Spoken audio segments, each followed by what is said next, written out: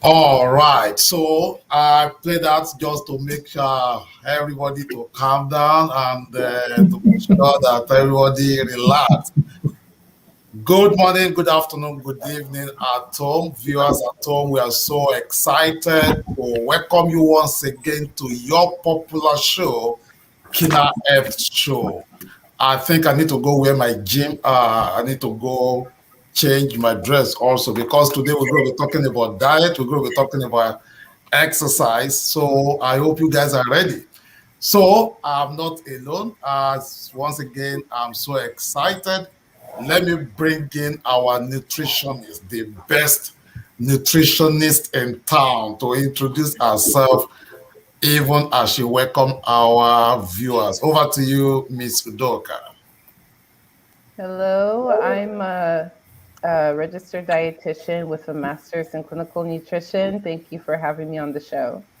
Awesome, awesome, awesome. Every show, Udoka always have different introduction. So Udoka is a registered dietitian.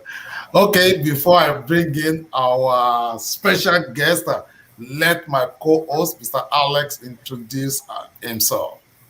My name is Alex. I'm a co-host of this program. Welcome. Awesome, awesome, awesome. And I think Dr. Keyna should introduce our special guest. Let me allow you to do that. Wow. Here we have Renee Joan Judson. I think it would be best if she can introduce herself, because that way she can tell us everything she has done and what she's doing, to help the general population in fitness. Over to you. Hi, everyone. Thank you for having me on the show. My name is Renee Jones Hudson, and I'm a certified personal trainer. I am located here in Locust Grove, Georgia. I currently I do online training programs. I used to have a brick and mortar, but we moved from one state to another. So now I do primarily online. So generally speaking, I do serve women over 40 fitness, and I do a general nutrition, not like I forgot her name. I don't want to mess it up. Not like the dietitian. So I'll leave that part to her because she's the expert here. But like I said, I just primarily serve women over 40. I do train everyone, but that's my specialty. I am certified as a strength and conditioning, fitness nutrition coach, a bodybuilding certification coach. I do exercise therapy and senior fitness. Awesome, awesome, awesome, awesome, awesome, awesome. Okay, I'm getting ready today. So let's bring in the host of the show herself to introduce herself and also introduce the topic and take it from there. Over to you, Dr. Keyna. Hello, everyone. This is Keyna Menokoro. I'm a family nurse practitioner here in Dallas, Texas. Today, in the last few weeks ago, we focused on prediabetes and how it is to individuals. And we touched a little bit about how you can prevent it from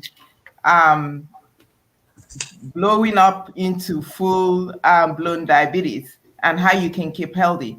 So many people were calling us, what do we eat? How do we eat? What is the right exercise? When do you do the exercise? Morning, afternoon, or evening? So we brought in our two experts today to take on this special topic so that we can keep our society healthier. Welcome to the show.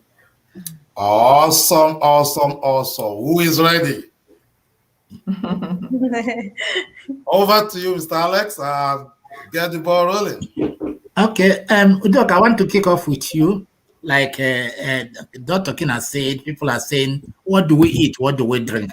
So I don't think we need to waste time talking about the details of diabetes, pre-diabetes. We have all done all that. We know what it is. We know how it comes. But today we are going to focus on what do we do. So, Udoka, if you were to recommend, how do we eat and what do we eat? You can break it into bits.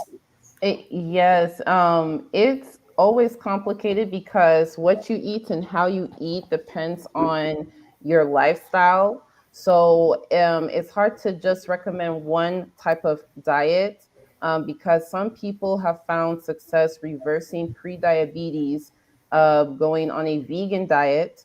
Some people have experienced success by simply doing a basic weight loss diet. So there's all these different diets that you could choose from, but the most important thing is what is the diet that is something that you can fit into your lifestyle and do it consistently. And there's some basics to what that looks like. The first thing is you want to make sure that you are keeping track of what you eat. And that's typically the very first thing when someone's wanting to change their diet that I have them do. Actually keep track of what you eat and when you eat it. Because the first thing that is really easy to get rid of from your life that will help prevent diabetes and reverse prediabetes is snacking on inappropriate foods. Some people think, yeah, I eat 3 meals a day, but once they start tracking their food, they realize you're having 3 meals a day, and also you had a snack here, and before bed, and the snack was a Snickers, a this thing, a that thing. So once you have been made aware of how much you're eating, you can start to cut back. Some people are snacking too much.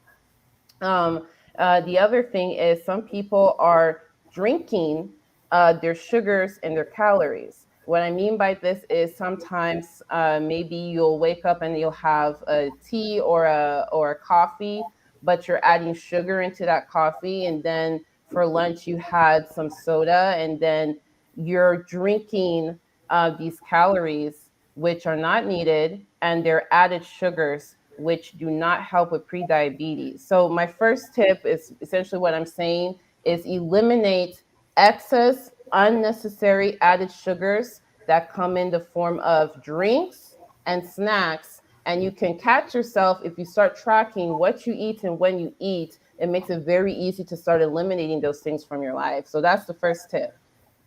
Oh, that's quite good. Renia, we need to come to you. She has given us the first things we need to do in our diet. She said we must track our food. We must know what we eat and when we eat, especially also what we drink. So, what in the area of exercise, what exercise do we start with, and how often do we do it? So I do want to kind of second what Dr. I'm so sorry if I say your name incorrectly. Udoka. Sorry about that. But I do want to second her when it comes to tracking. Tracking is really a good way. So the exercise that I would recommend people start with is any low impact exercise. You don't have to go out and jump in the gym right away. And one of the best exercises is walking. Just simply, start with walking. Start with where you're at in your level of fitness. And walking is one of the first things I would recommend to start with. Yeah. How does walking impact on diabetes, please, if you don't mind? Well, I mean, it's exercise for one. You get out, you move around. For a lot of people, or what I'll say for some people, they're sometimes they're overweight or they don't know exactly where to start. But walking will kind of lower your levels, increase your mobility, just to get you out there to start, with your exercises.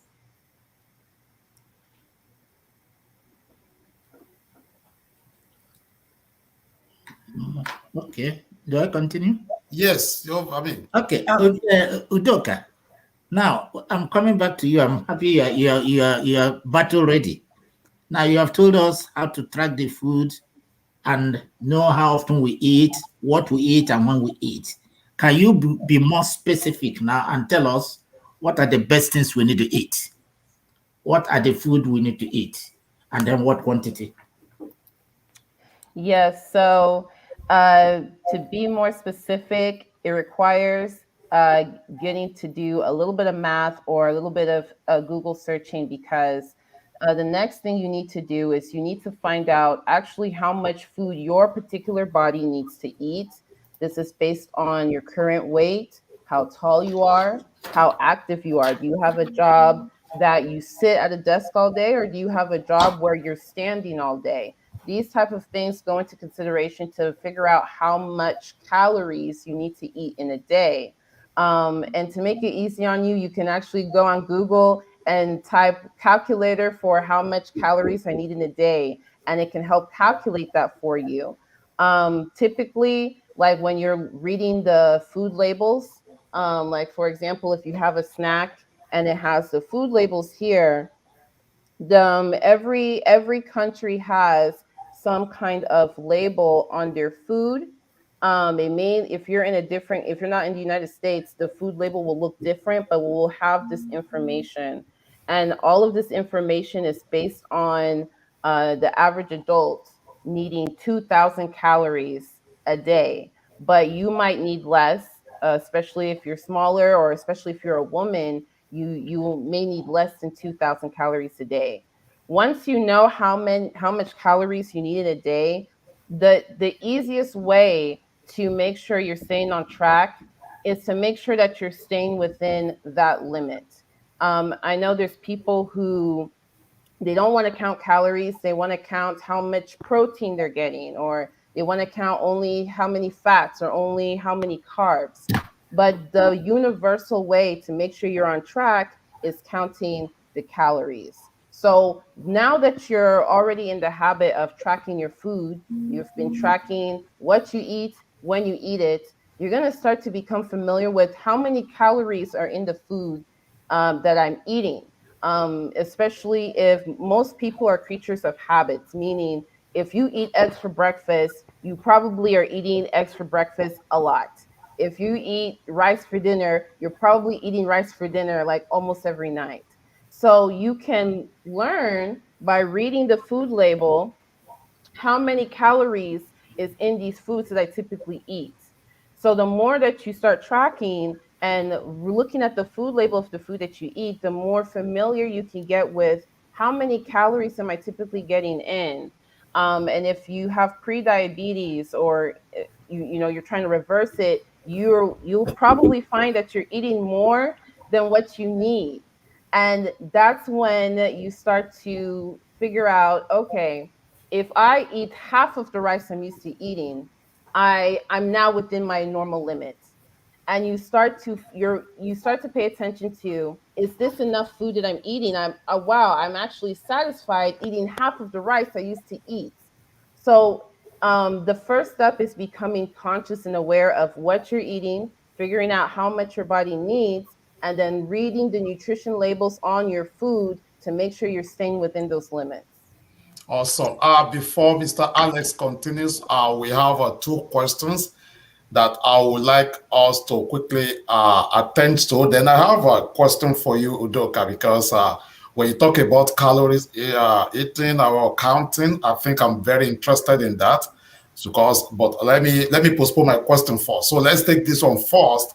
So the question from Ms. Choma, I think this is one of the friends of the show, one of the pioneers of the show. So how many minutes a day per week? I believe we've said this before on this show, right?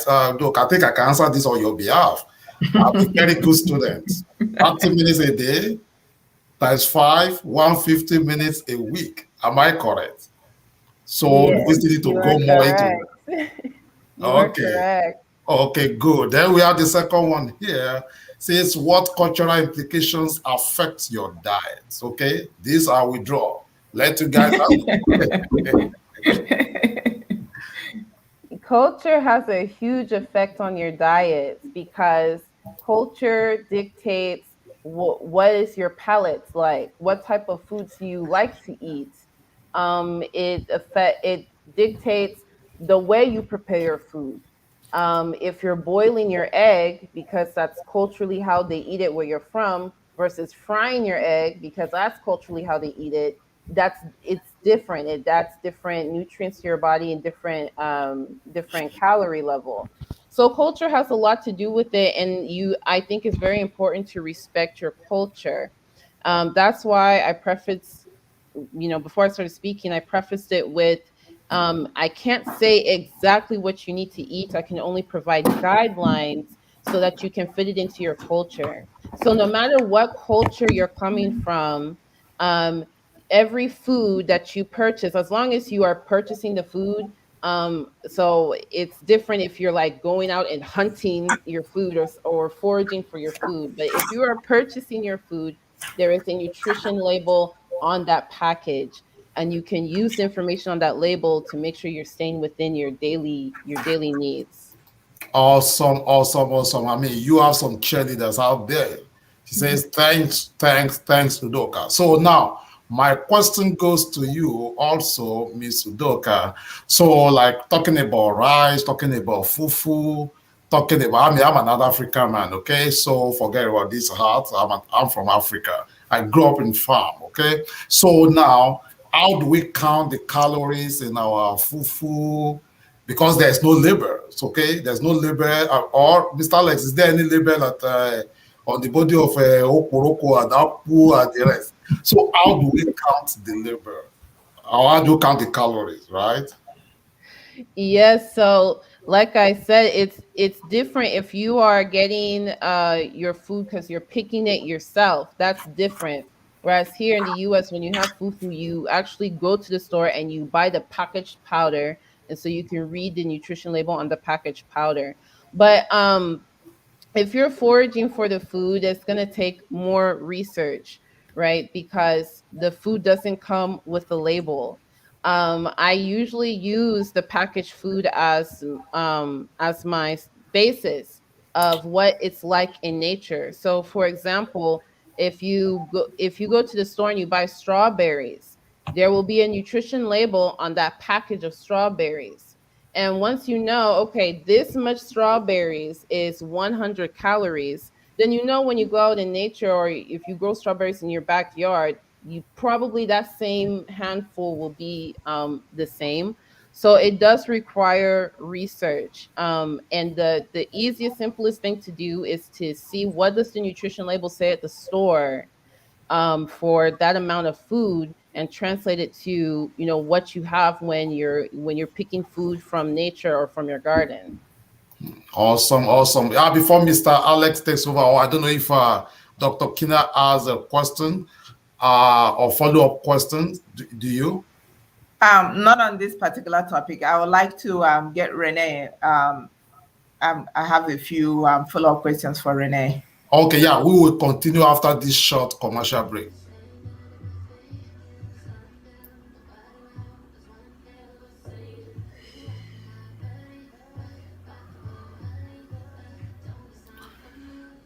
So I guess my question will be, that will be part of what we should learn today, right? Okay, over to you, Dr. Keyna. Renee, could you share with our listeners a little bit more when they can exercise, how they can exercise? Like, I normally get up in the morning, and right in my bedroom, I just put a video on and I do 20 minutes, 30 minutes exercise, because some people, they always give excuses. I don't have time.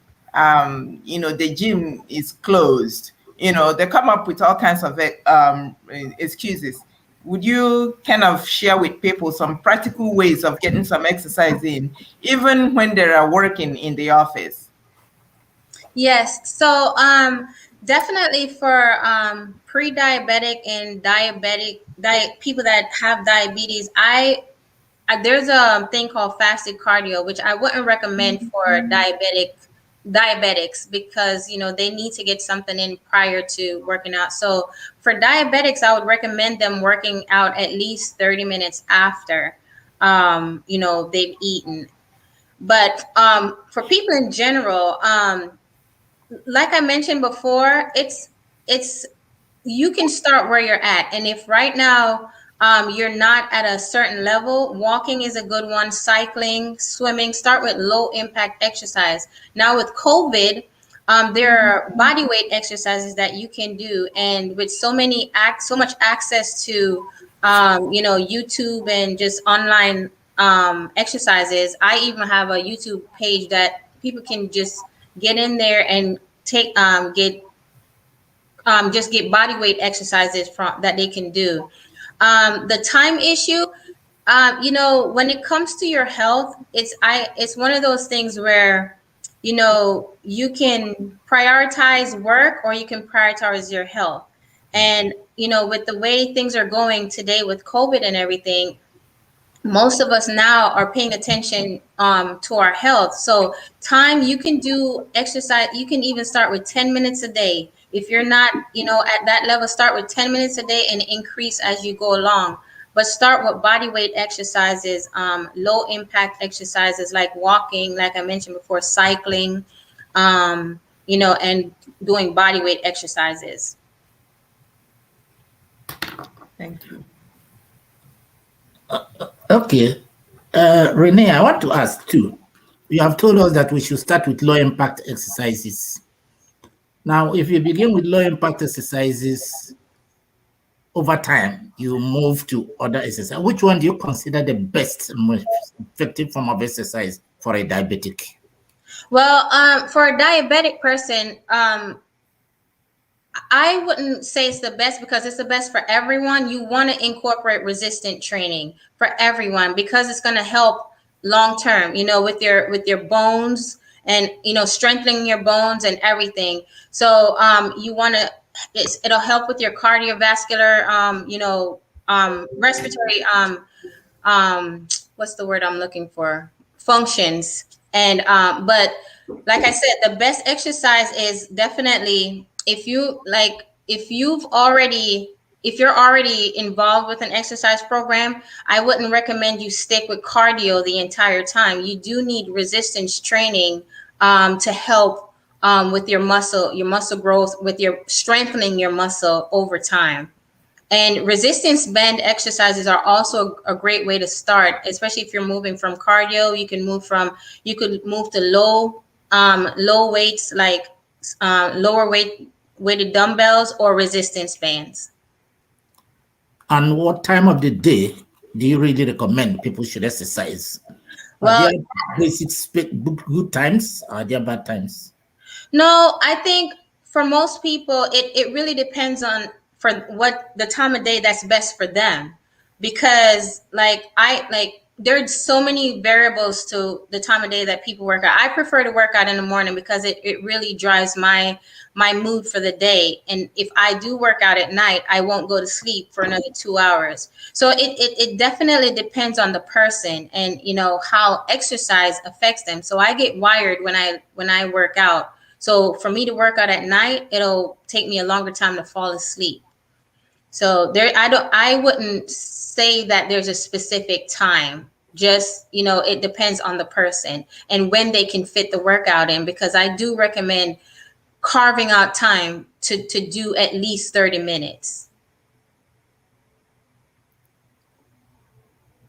Before Mr. Les continues, so I guess this question will go to Ms. Udoka. So, what kind of food or drink should we take before exercise and after exercise? Because we talk about exercise. I could just say maybe jump on the treadmill and do treadmill, burns like 150 calories. Then when I finish, just go to my fridge and take soda, drink soda, and bounce on another burger, eat burger, and round it off with a fufu after I've done exercise. So is that what we are talking about here? Over to you, Mr. Doka. Yes, there's a whole industry just based on foods to eat before and after workouts. They're actually not necessary, but people do find maybe they need a little extra motivation or a little extra energy.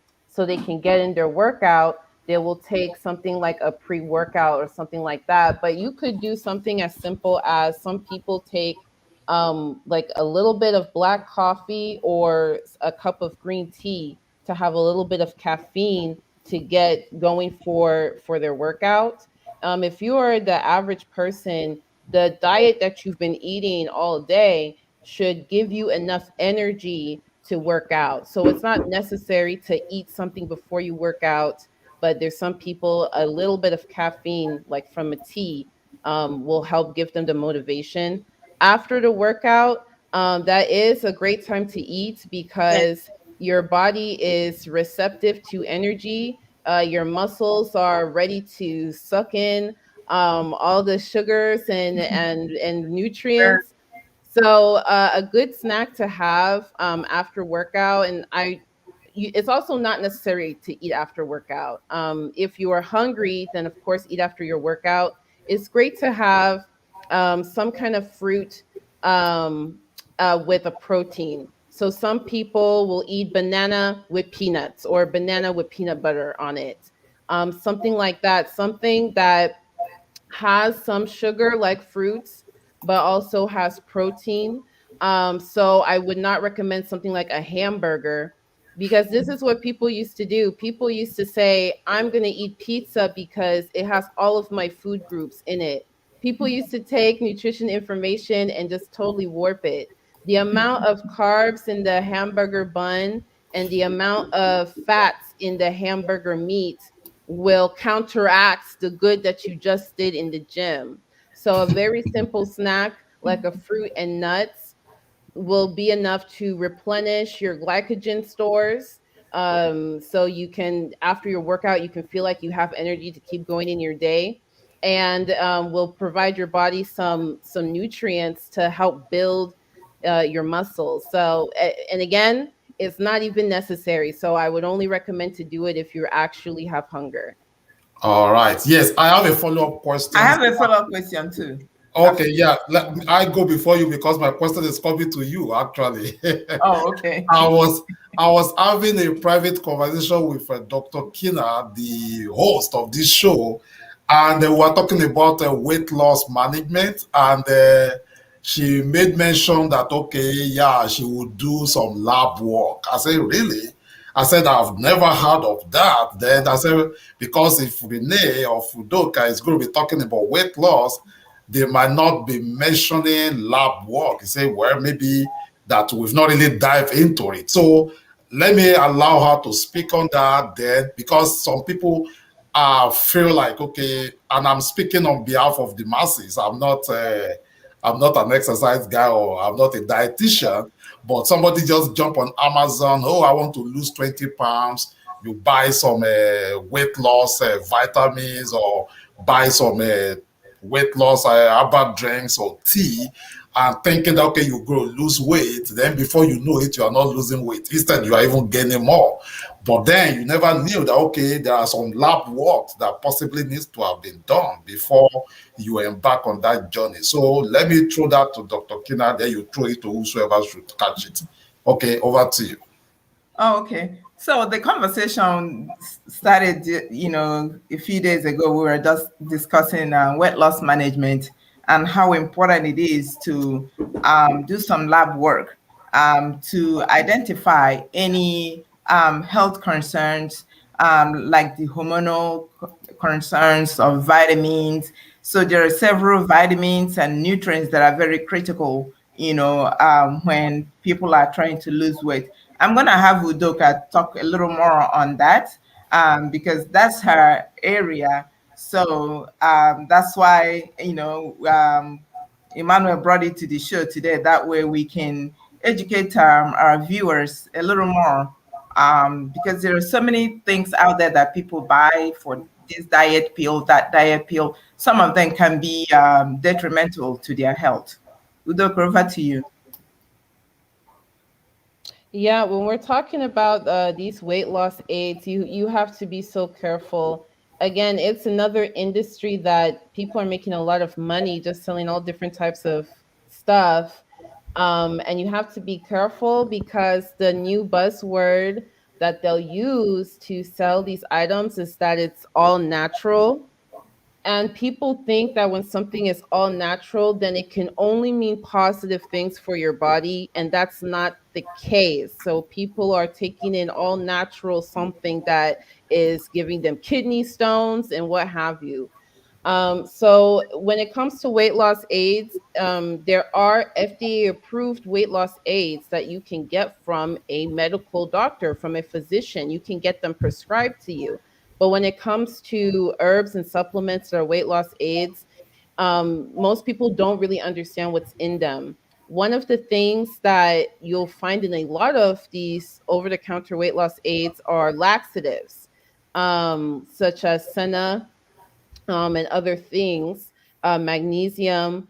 And the idea is that it will give you, I don't, if you're eating, maybe don't eat right now, but the idea is that you'll get diarrhea and lose a lot of water weight, because when you have watery stools, you're losing a lot of water that was plumping you up, and you'll think, wow, I'm really losing weight, but actually you're losing water, you're losing electrolytes, you're losing water soluble vitamins that could be giving you energy and helping your body to grow and repair from your workouts.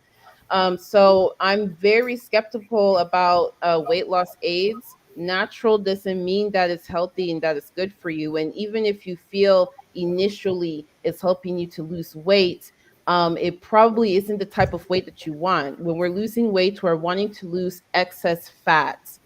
But what ends up happening a lot of times is people are losing water with nutrients inside that water, and they're losing muscle mass. And I don't just mean like the muscles that make you Right. strong. I'm also talking about the your organs, the protein in your organs. So when you lose proteins from your body, that can put you in a very, very bad situation health wise. And some people are lucky, they don't experience the pain of kidney stones, but sometimes you're doing bad things to your body and you don't feel the symptoms until years later. So be very careful with those weight loss aids. Okay. Let me go ahead and add to what she just said. I think she didn't address part of what we were asking. We wanted to know how important it was to make sure that individuals get their blood work done for certain things. One, you need a basic blood work to know how the kidney and the liver functions are before you start dieting. Because, like she said, most of those weight loss aids in the market affect your liver. It can also not just kidney stones, but it also can affect your kidney function. And I did mention some vitamins, vitamin B12, also your hormone, like the thyroid. The thyroid affects whether how you lose weight. Udoka, can you talk about blood work a little more? Yes, sorry about that. Yeah, the blood work is very important because people don't understand that weight can fluctuate, not just because of your diet. I People used to argue with me all the time. Oh, weight loss is just calories in, calories out. But our human body is not just like a computer that Bill Gates made and you type a code and it prints out what you want. Our bodies are like in nature, right? There's hurricanes coming through, tornadoes, raining, sunshine, is all different kinds of things. And one little thing can affect so many different things, and your body is the same way. So, one thing that can cause weight loss or weight gain is your hormones. One thing that's very common is hypothyroidism. The thyroid is a hormone gland that it releases hormones, but if it's not releasing enough, you can be adding weight. And it could feel like an uphill battle to lose weight because you're just thinking, man, I'm restricting my calories and I'm working out and I'm doing everything right. And you didn't know that actually you have a thyroid issue that if you don't get it fixed, it can cause more problems than just weight gain. With age, your hormones change. Sometimes your estrogen levels are fluctuating, you might have maybe PCOS, polycystic ovarian syndrome, where there's polyps in some of your organs that you need to get that checked. So weight gain and trying to lose weight, it's not just a game of calories in, calories out. If you get your blood work done, it will help you figure out what's the best approach. Is there an approach that I never would have considered that I need for my body because something else is going on with it? And you can find that out with blood work and blood labs. All right, it's becoming more interesting. Let's dive back to exercise. And we'll come back to diet. I have a follow-up question for Renee. Okay, go ahead. Renee, can you talk a little bit about the role drinking water plays after you exercise in the body? Drinking water just with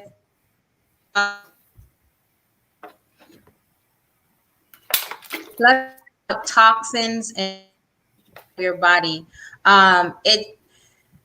You want to drink water for so many reasons, not just because it sustains life and we're primarily made up of water, but it also plays a role in muscle development and recovery. A lot of people, just like with food, we're not drinking correctly, we're not eating correctly, but water it does more. It's absorbs in the body, in the organs of the body. Like I said, it helps flushes out toxins and I'm losing my words today, but the toxins from out of your body. So, and you can get water not just by drinking the straight water. You get the water from the fruits and your vegetables. Water is in your food because you're using water to cook some of your food. So you're getting water in many forms, but one of the best ways I would recommend taking in water is to drink the actual water and not flavored water, regular water, because that's what's going to aid in your digestive system, your muscle development and recovery, and everything else that your body needs. All right. Well, we're coming back. So, Ms. Sudoka, if you don't mind, we're still talking about diet, right? So, let's take a look at this and discuss this with respect to what we are discussing. So, I have a copy of this. It might be a little bit different to what I was given. So, if you could help us to understand this, because as a layman, I might not really understand. I can't really see much of it right there. It might not be too clear, but I believe you've seen this many times and you know this. So over to you. What does this represent and what do we do with it? Yes, this is the Healthy Plate. In the US, we have My Plate. These are nutritional recommendations, and they made it this way because they're trying to help people visualize how to have a healthy diet in a way that makes sense to them. So they're using a plate and they're trying to say, imagine on your plate, you're having a meal, and the proportions they have on the plate is the proportions that they want you to have in your day. So it looks like a portion of the plate is carbs. What are carbs? Crackers, noodles, rice, bread, potatoes. Those would be carbs. A big portion is vegetables. So you see the picture, it has carrots, it has lettuce, it has greens, it has beets, it has tomatoes. A portion is fruits. A portion is dairy. A portion is meats. And the meat part is kind of funny to me because people don't realize, once you realize how little meat you actually need to be eating, it just blows people's minds. So that little portion is how much meats they're recommending, and that smaller portion is fats and oils. So it's representing what they want your plate to look like, or the proportion of foods your daily diet should look like. So think about what you ate yesterday and ask yourself, does it fall does it look like this? If they made a pie chart of my diet, does my vegetable intake take up that much? Does my meat intake take up that little? Does my carb intake, what does it look like? So your goal is to have your daily diet look like this pie chart. It's also saying to limit your intake of alcohol. Some people, they just never drink alcohol, and that's great. Some people, alcohol is a part of their daily life. And alcohol does affects everything in your body. It has the water intake on this one. So depending on the country that you live in, what the graphic looks like will look different. But essentially, every country has basically very similar recommendations. This pie chart, Even including Nigeria. including Nigeria, yep, they have this same type of basic recommendations. And for those, the other interesting thing is the dairy aspect. Many people are lactose intolerant, so even just dairy substitutes like soy milk would be a part of that dairy group. All right. Thank you so much. Well, before I hand over to Mr. Alex, I think this show will not be completed today if Miss Renee does not really show us some exercise and let us stand up on our seat and do some exercise. So I don't know if Mr. Alex is in spirit. So over to you, Miss Renee. Yeah, Miss Renee, I want to ask you, is it recommendable for a diabetic patient to do gym? That is one. And I want you to link, we're talking about diet.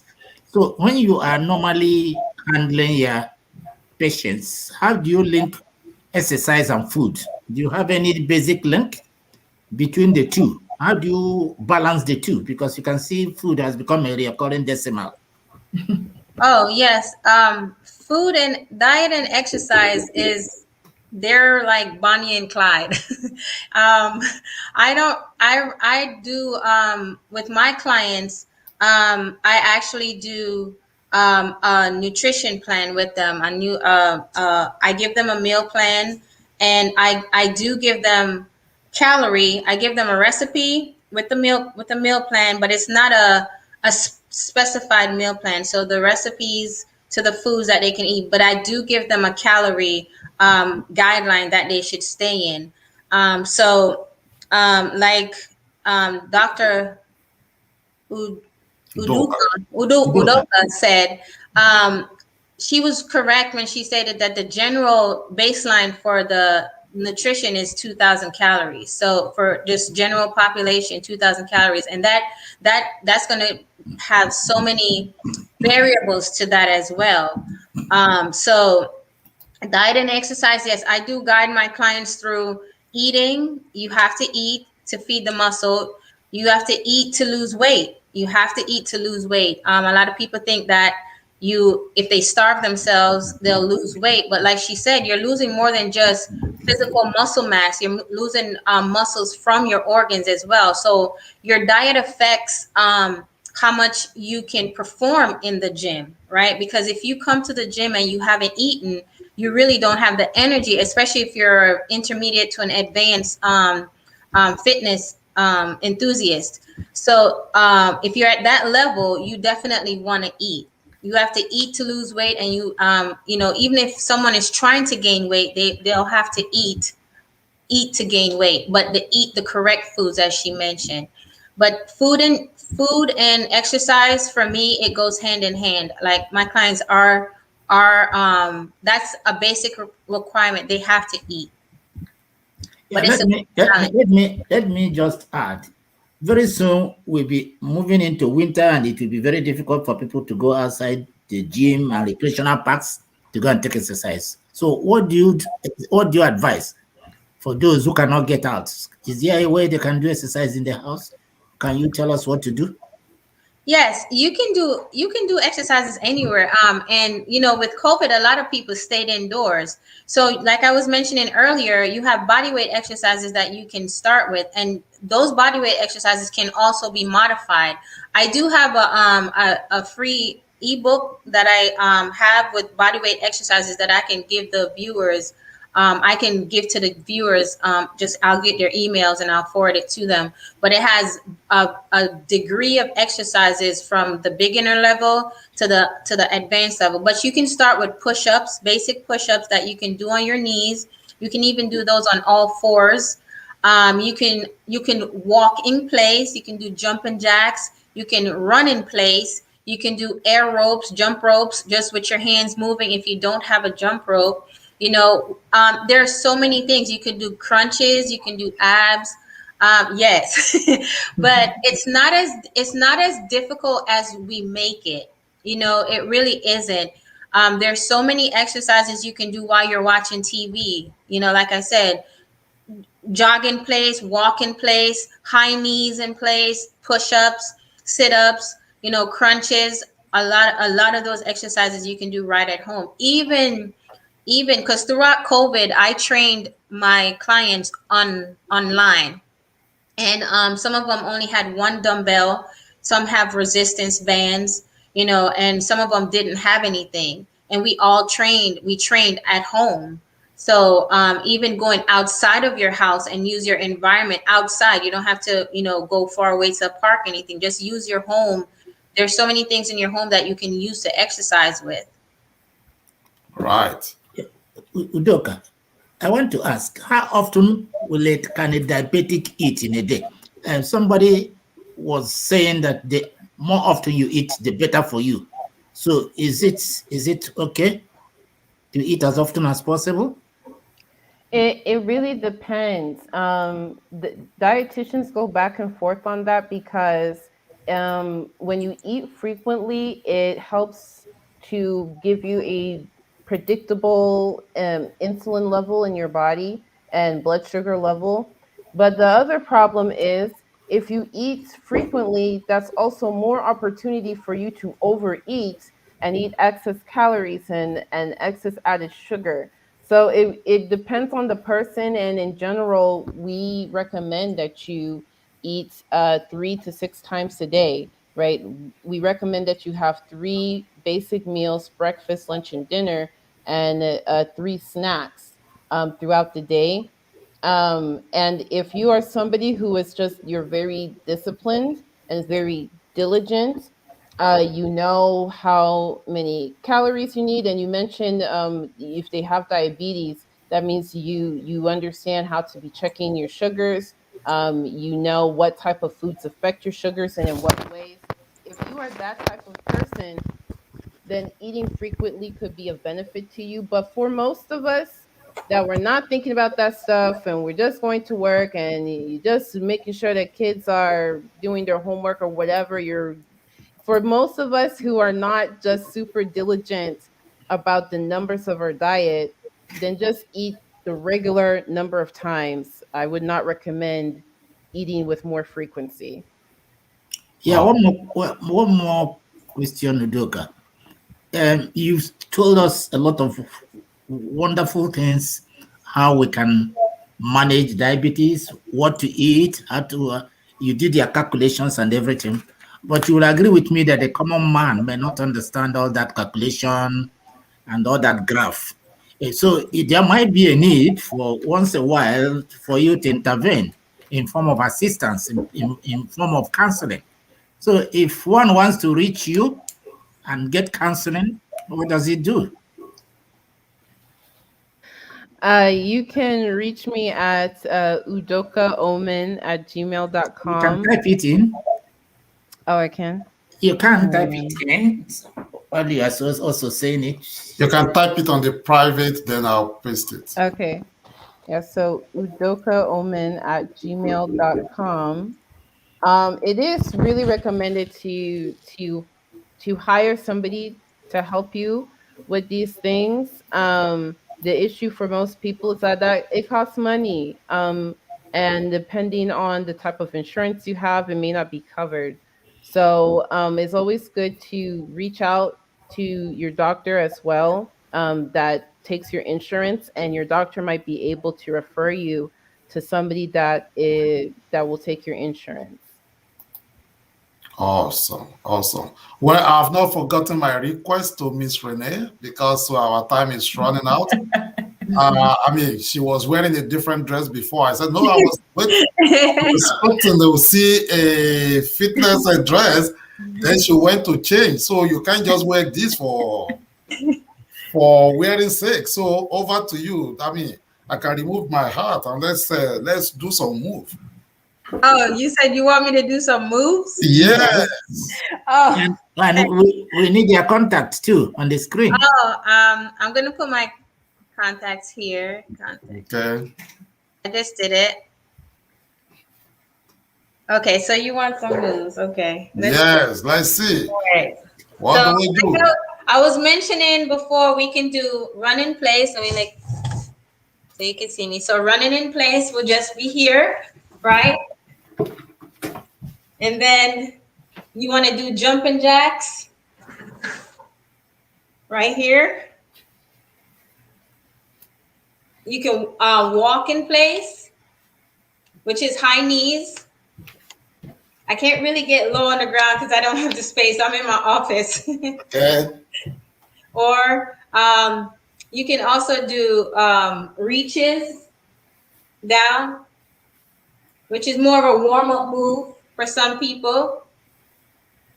And if you have limitations with push-ups and you can't do it in full form, you can always lean on an object. It could be a wall, could be a desk, and you can just push. You can also bend your knees. If you're lower to the ground, you can get on your knees and brace yourself on the wall and do push-ups in that form as well. Wow. That's good. That's good. Wow. That was good. Only two of us did the exercise. The rest of the panelists were just looking at us. That was a good one. That was a good one. Thank you so much. Over to you, Mr. Alex. Yeah. So from what we've been saying so far, it is very obvious that we are on the road to fighting this diabetes, pre-diabetes. Let me ask, do you have instances of people you have mentored or people you have been handling that you have eventually succeeded in chasing away the diabetes from them? Renee? Say again? Have you had people? Do you have cases of successes, people who were pre-diabetic and they never reached diabetes, or people who were diabetic and you halted the advance of diabetes? Not specifically with diabetes. No, I have not had a diabetic patient, but I did have a lady with hypothyroidism, and we were able to successfully get her to drop her weight. And it does come back to having your blood work done and knowing what you have so that you can treat it correctly. Because a lot of times people have conditions, but because they have not, one of the requirements for me also is that they do seek a doctor's go ahead before they start exercising, because I could be doing the wrong exercise for them as well. So it's very good to know what your blood work is saying, what your body is saying to you, so that I can effectively do the right programs for your body. And I'm not going to cause more harm than good, because that can happen because of incorrect exercises and me not knowing how to treat what it is you have. All right. So Udoka, what do you consider, is there any best drink one can take for diabetes? Water. Is that the best drink? And can diabetes be cured through food? Diabetes can be managed through food. Pre-diabetes can be, people say, reversed, but pre-diabetes can stave off diabetes. You can avoid diabetes through food alone. But also, there's no shame in medication. There are people who they have pre-diabetes and they decide, I want some help. Can I get metformin or whatever their doctor recommends? But it is possible to avoid diabetes and control your diabetes through food alone. All right. Before we begin to tidy it up, I don't know if Dr. Keyna still have any follow-up question for either Udoka or Miss Renee? No, I think we're right on the mark. All right. So we normally ask for like a take-home word, just one point, one line, take-home words. Like, okay, someone is just connecting with us, and this person has not really possibly maybe just gotten anything, but you want to summarize everything we'll be discussing, and this is what this person will go home with. So two of you begin to think of that as we go on this little commercial break. This is my own exercise. Shall we see all the way up? Right now, we're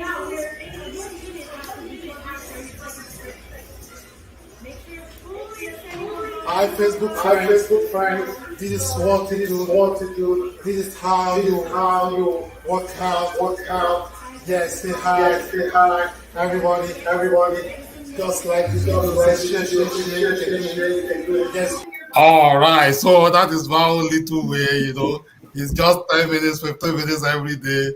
And I tell you what, it's working, and I'm getting there. So you don't have to, I had to cancel my registration at gym. When you calculate all those $25 or $30 per month times 12, and if you multiply that by 10 years, man, come on, that will do something. So you better set up your own gym in the corner of your home or your apartment. Get small stuff. Treadmill, go to Facebook, marketplace. You don't have to buy used ones. No, we're talking about exercise. You cannot keep making excuses and think that you will do it. Okay, so that's my own little way of saying, okay, do that exercise. Everything we'll be talking about, everything we'll be talking about. There are two common elements that we have always gone back to, and that is diet and exercise. Okay, over to you, Miss Udoka. Take home words. Yeah, my take home would just be go on Google and find out how many calories your body needs in a day, and aim to stay within that calorie amount. Get your blood work done to find out if there's any other issues or vitamins or any treatments that you need. And then you'll be well on your way to starting your journey to reverse prediabetes. Awesome. Over to you, Miss Renee. So my takeaway would be when it comes to physical fitness, to start where you're at. Oftentimes people try to start at a more advanced level, trying to get things jump started quickly, but start where you're at. Whatever your fitness level is, start there. And remember to just take care of your body. Awesome. So, Mr. Alex, what will you say your take home is today? Well, my take home is that you can do the exercise right inside the apartment during winter. So you don't need to start looking for where to go. That's a great... right. Even at work, during lunch, you can work out. During lunch, just stand and just start where you are. Okay, before we bring back the host of Keyna Health Show,